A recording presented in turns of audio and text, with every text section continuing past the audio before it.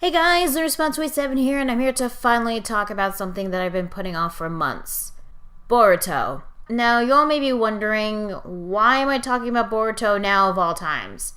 Well, this was something that I wanted to talk about for quite a while, but as y'all know, I had other projects at the time to work on for my channel, and time has been pretty limited for me lately. So I didn't have the time back then to make any discussions or reviews on the Boruto manga. Plus, considering that the beginning chapters were retelling the Boruto movie, which I finally managed to watch, I didn't really feel the need to review them since I already knew what was going to happen because of the movie. I'll admit I was irritated that I had to wait for a new chapter every month for something that has already happened. I wondered if it would have been better if the first chapter took place after the events of Boruto instead of retelling the story, but I calmed down eventually and decided to check it out at least. There were some additional scenes that I did appreciate since they weren't in the movie, and Momoshiki's new form design was pretty cool. It looked more unique than the one in the Boruto movie, which looked more like a red oni. Speaking of Momoshiki, what did I think about him and Kinshiki? Meh. That's all I can really say. Just meh. I couldn't bring myself to give a damn about these villains. Momoshiki is the leader, and as usual, he's a power-hungry jerk who'd do anything to win, including absorbing Kinshiki. And Kinshiki was the typical big buff loyal follower slash father, I think? Sure, they did prove to be quite a threat, considering that they were the threat that was bigger than Kaguya, with interesting abilities. All they wanted was to make chakra fruit to maintain their youth and gain more power, and they were at least better than some of the villains that we got from some of the movies and filler arcs. But their whole purpose was to be a threat to the main characters, make Naruto and Sasuke look cool, and give something for Boruto to grow and fight against. Also to give Naruto and Boruto a chance to patch things over after what happened in the Chunin exams. Then again, I was never a fan of Kaguya being the final villain, so yeah. Well, at least the fight scenes were pretty cool, preferably in the movie. But yeah, they were pretty cool. Speaking of which, after reading the manga and watching the movie, I finally managed to understand what Boruto was going through with his father not spending as much time as he used to with his family, but I also understand Naruto's situation since he's the Hokage and he has to work hard to run Konoha and protect it. However, I can't really bring myself to side with one or the other because honestly, I felt more sympathy with Sarada with her situation with her father, since it was much worse than with Boruto. If you've read the Naruto Gaiden manga, you'd understand what I mean. But back with Naruto and Boruto. Their strained relationship not only affected each other, but with Hinata and Himawari. I'm sure Himawari is just as upset as Boruto was, especially after what happened at her birthday party, which is a pretty dick move, by the way. But she comes off as more understanding when it comes to her father, despite how saddened she was. From what I can tell, she didn't hold a grudge against Naruto like Boruto did. Plus, she has her mother who would try her very best to comfort them and keep the family together. And this got me thinking that this was a missed opportunity here. Yes, the new main character is Boruto, so he gets the most focus, but considering how things went in the movie and the manga, it would have been nice to get Hinata's perspective in all this. She's Naruto's wife, and she's really trying to get Boruto to at least understand why his father's not at home most of the time. But this whole thing also could have caused some strain in their marriage. Well, probably not, considering how supportive she is with Naruto and his dream. But with him being busy a lot, it must have also affected her too. We haven't seen much of them being together as husband and wife in the movie and the manga, but they must have at least talked about it or about Boruto at one point. Maybe we'll get something between the couple in later chapters or in the Boruto anime. As for Boruto himself, I'll admit he's got some skills. Shadow Clones, Juken, Rasengan, and a possible Tenseigan Eye? I'll get to that later, but anyway, Boruto, while he's skilled and has potential, I wasn't a fan of how he was at the beginning. Luckily, his character started to grow and develop in this series, which was good because he started to get better. One of the things I like about Boruto is that he wants to follow his own path, wanting to be someone who follows and supports the Hokage, like Sasuke, not wanting to be the Hokage like his father. It's a refresher that he doesn't want to be like his dad because there have been way too many characters that wanted to be Hokage. It got annoying. Like, there are other goals in life than just being Hokage, goddammit. Anyway, with Sasuke, his role is like Jiraiya's in a way, being Boruto's teacher, which was actually pretty cool. But if he wants to be like Sasuke, let's hope that he doesn't make the same choices that he did, because some of them weren't good decisions. Just saying. Plus, ironically, Sarada wants to be like Naruto, wanting to become Hokage, and it's clearly obvious that there will be something going on between the two, considering how Sarada was like blushing and thought that Boruto acted cool. So there are some good and bad things about Boruto, but I don't think he's a bad character. And I'm curious to see how he'll grow when the series progresses. Then there's Mikio Ikemoto's art style for the manga. Now, when it first came out, many people didn't like it. For me personally, it's not that bad. The new art style worked on some characters like Boruto and Naruto, for example, but there were others that looked not so great.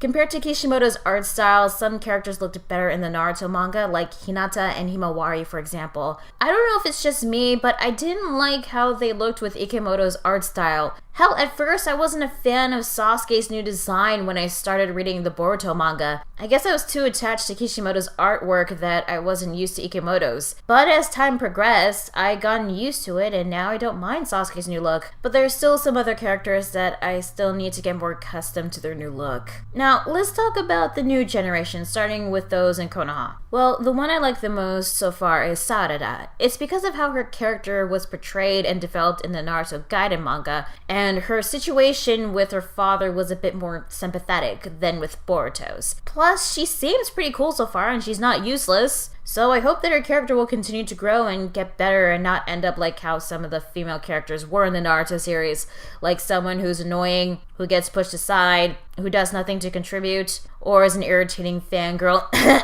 Karin. Sorry, I got something stuck in my throat. There's also the third teammate to Team Konohamaru, Mitsuki. There was a bit of a mystery about his origin, and in the movie it was revealed that his father was Orochimaru. Complete shocker to me. But there was a one-shot made by Kishimoto to explain more about Mitsuki's character, which apparently he was artificially made by Orochimaru, and there was another older Mitsuki. In the one-shot, Orochimaru had this plan to get Mitsuki to find his sense of independence, make his own decisions. Whenever the plan failed, his memories would be erased.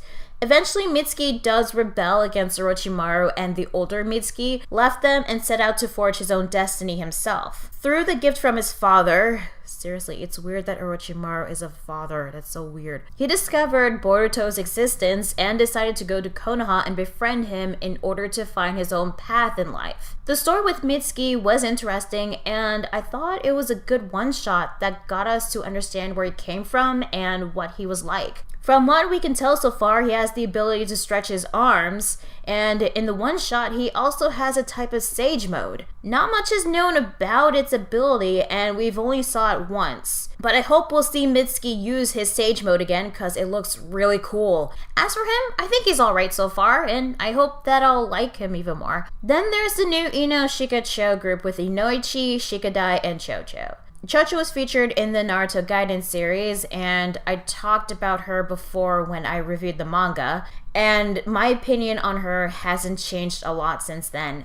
I don't like her. She was annoying in the Gaiden series, and I know she was trying to be the comedic relief, but she wasn't funny to me. And she didn't do a lot in the movie to change my mind about her. She does have potential, though, and I still want to know how the hell did Choji hook up with Karui? That still hasn't been explained. Next is Shikadai. He resembles his dad Shikamaru in so many ways. I think the only thing he inherits from his mom Tamari is her eyes. It's not a bad thing, it's just that I was hoping that Shikadai would gain something to get more of a resemblance to his mother, not just her eyes, you know. Although I do like his shadow jutsus, and he seems to be pretty smart. But is he as smart as Shikamaru? I'm not sure. As for Inoichi, he's like his parents. Well, he didn't had a lot to do in the series so far like Chocho and Shikadai, so there wasn't a lot for me to care about him. I'm not saying he's a bad character, just that there wasn't a lot for him that he did compared to his teammates. But he can use the Choju Gigai Jutsu like Sai, so that's something, I guess. Anyway, in the manga, there was an additional scene that established who their sensei was, and it's Moegi. You know, Moegi, That girl who was Konohamaru's friend and teammate? Okay, frankly, I never gave a damn about her and Udon, the kid with the glasses. Throughout the entire Naruto series, they just be there and never do anything that makes them stand out, unlike Konohamaru. We don't even know what she's capable of, but it must have been something since she's now the next sensei to the new Inoshika-cho, so she must be doing something right, I guess. Finally, there's Metal Lee. Yes, that's his real name. And this kid is so like Lee and Guy in many ways, at least from what was shown so far. He's also skilled in taijutsu like Lee, so he has potential. It's confirmed that Metal, or Lee Jr., I don't know which one I should call him, is Lee's son. So the question is, who's the mother? Who's the lucky lady that hooked up with Lee? Well, there's a rumor that the mother is Tenten, but it hasn't been confirmed yet. And honestly, I never actually pictured Lee and Tenten together as a couple. Plus, if I recall, many fans shipped Tenten with Neji a lot. But that ain't happening because Neji's dead. And he's never coming back. Still sucks that he's dead, by the way. Next is the new generation from the other villages that we've seen so far. First is Yuri from Kumo. He got to fight Boruto in the Chunin exam, so we know a bit about his skills and what his character's like, unlike his two teammates, which I don't know what their names are. There has been some speculation back then that he may be Killer Bee's son because of his tattoo and his Gyuki pendant, but that's not really the case. Apparently, Yuri is an admirer to Killer Bee. He's also pretty arrogant, thinking that Konoha shinobi are inferior compared to Kumo shinobi. Plus, his jutsu revolves around bubbles, using bubblegum to create giant bubbles to either trap people or explode. Don't know if we'll ever see him again, though. But moving on, next we have Shinki from Suna. He's teamed up with two others named Araya and Yodo, but we don't know much about them. In the manga, we know that Araya was eager to participate in the Chunin exams, and he wears a mask and has a sword, so he must be skilled in Kenjutsu. Yodo listens to music, and that's all I know about her. As for Shinki, he's actually Gaara's adopted son, so that's kinda neat. But we don't really know a lot on his backstory yet. We know that he can use puppets like Kankuro, and he can also use iron sand from his Genton Kekkei Genkai, like the Sandaime Hokage, for example. He's very prideful and proud, being respectable towards Gaara, but it seems that he might be a potential rival to Boruto. In Chapter 10, he was talking about not seeing himself winning against Momoshiki and Kinshiki, yet Boruto did, and Shinki views him as foolish and reckless. Gaara does reassure him and his teammates to just focus on moving forward and find your nindo, your ninja way. So considering the amount of focus we got for Shinki, it's possible that we could see more of him and see if there's a potential rivalry. Maybe Boruto and Shinki will be like Naruto and Gaara, minus the bloodthirsty killer tent and the bijou. Now the next thing to talk about is the newer content that we got so far. Chapter 11 did come out, so I'll make a separate review on that. So first, let's get to the beginning pages from Chapter 1 and the opening scene in Episode 1. Boruto, who's much older here, is fighting against a guy named Kawaki, and it seems that they know each other. Once again, the entire village is in ruins, and it seems to be implied that Naruto is dead. We don't know if Kawaki is responsible for this.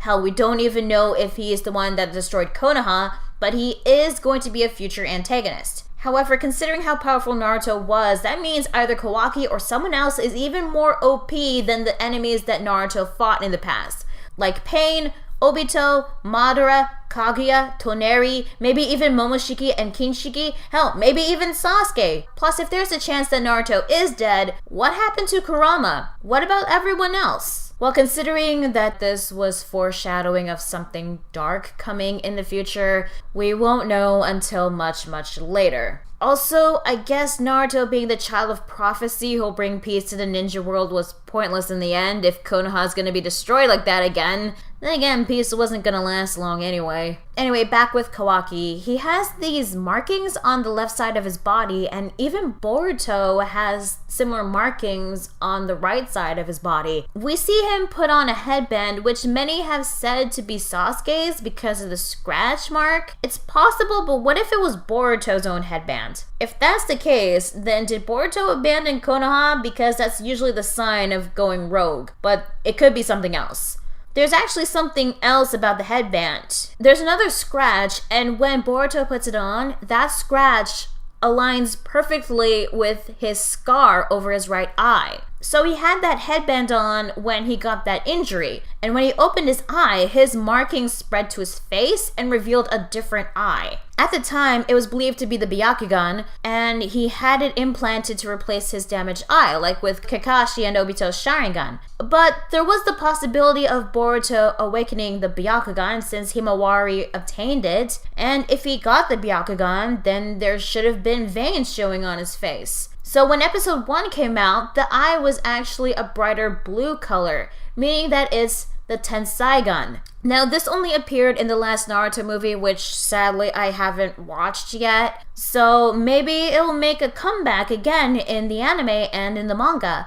But for those of you who don't know, from what I managed to gather, the Tensaigan is like the Hyuga's equivalent to the Mangekyo Sharingan, since the Byakugan is required. One has to not only have the Byakugan, but also the chakra of an Otsutsuki in order to awaken the Tensaigan. As for its abilities, it has a similar power to the Rinnegan's Deva Path, and there's a chakra mode which allows the user to use the Guro Dama. It's kinda like Naruto's own Kyuubi chakra mode, but that's all I know about the Tensaigan. As interesting as it is, it's unfortunate that it was introduced in a movie than in the manga, or even in the anime. But since Boruto's getting one, then it may get fleshed out more. In fact, in episode 1, it turns out that Boruto had it the whole time when he was young. He just didn't know about it at the time, I assume. In the episode when he spied on his new friend Denki, seeing this dark chakra coming from his body, his eye activated. So since we know the requirements to obtain the Tensaigan, how is Boruto getting one? Well, maybe there's another way to get one, or it's a different kind. Boruto does have Hyuga and Uzumaki blood in him, and Naruto has Ashura's chakra. So maybe Naruto's chakra passed down to Boruto and mixed with his Hyuga bloodline and gave him a partial Tensaigan. Well, we won't know for sure until more chapters or episodes come out that explain more.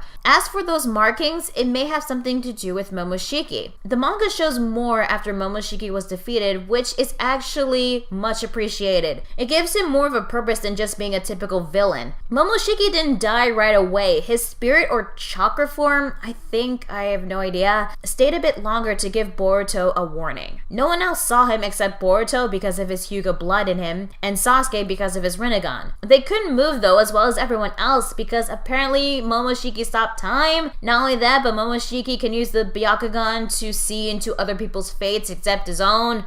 What? Okay, maybe he didn't stop time, it was a special kind of paralysis jutsu or something, at least I hope it is, because what the hell, Momoshiki can stop time? But not just that, the Byakugan can foresee someone's fates? I don't recall it being able to do that, but maybe it's a special case for Momoshiki. Anyway, according to him, Boruto's blue eyes will take everything from him one day. A few days later after the battle, Sarada points out that Boruto's eyes are now much bluer than Naruto's. What does this mean? Well, maybe Momoshiki might be referring to the Tensaigan or a different dojutsu, but there's much more. After Momoshiki passes on for good, he grabs Boruto's damaged right hand, and he tells Boruto that once someone defeats a god, they'll no longer be an ordinary person. When his arm was healed, he had this diamond-shaped mark on his palm. Now, not much is known yet about this mark, but this could be how Boruto got those markings on his right hand when he got older. It seems that he got it from killing Momoshiki, and since Kawaki has similar markings as well, that means that he must have killed another Otsutsuki clan member. Now, you may be wondering, why doesn't Naruto or Sasuke have this kind of mark? Well, yes, they did defeat Kaguya, but they sealed her, not killed her, so they didn't get any markings. But the question is, what does this mark do? Well, we don't know yet, but this will most likely connect Boruto and Kawaki's fates. It might also work like a curse mark like the one Sasuke had, but again, we don't know yet. For now, all we can do is wait and see how much the story unfolds. So I think I've covered what I wanted to talk about for the Boruto series. It's a lot, but I really wanted to give my 2 cents on what's happened so far and what's to come. From what I heard, Boruto isn't going to be as dark as Naruto was, and it'll be more fun. The new generation so far has potential, so I hope that they won't come off as really annoying, grow as good characters, and get to do some cool stuff. From what I can tell, the Boruto anime will be following Boruto's Academy days, so we'll probably see Chapter 700 and Naruto Gaiden animated. However, chances are that the Boruto movie will be retold again, like with Dragon Ball's Super retelling Battle of Gods and Resurrection F. So this could either be good or bad. Well, either way, the story has potential so far, so I'm keeping my fingers crossed on it being good because I don't want it to be the GT of Naruto. So anyway, if you have any thoughts and opinions on Boruto, the series, where this might be going, or anything that I might have left out, feel free to leave them in the comments below. I won't be reviewing the anime due to time constraints, but if there's something in the manga that has a connection to a scene in the anime, I'll mention it. So with that being said, I'm going to Spawn 27, take care, and I'll see you guys next time.